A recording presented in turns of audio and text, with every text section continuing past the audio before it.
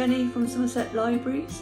I'm going to share with you my all-time favourite recipe for this time of year, the apple and blackberry crumble.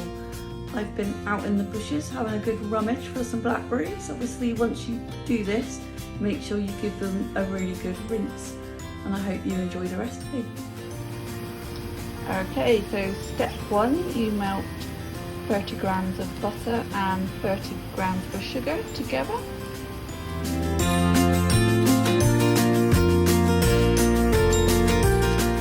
Okay, so then we add the apple, stir that in and leave that for a few minutes.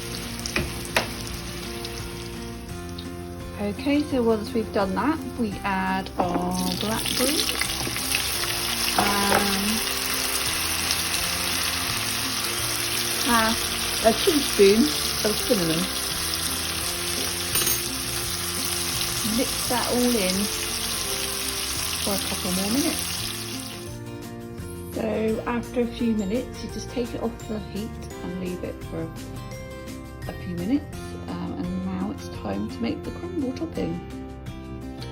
Okay, so now we mix the flour, sugar, butter and a little bit of cinnamon together until it makes a breadcrumb-like texture. Okay, so once you've done that, it should look a little bit like this. So now it's time to pop it in the tray. So you pop the compote along the bottom first and then the crumble on top. It's now ready to go in the oven, about 190 degrees for 15 minutes.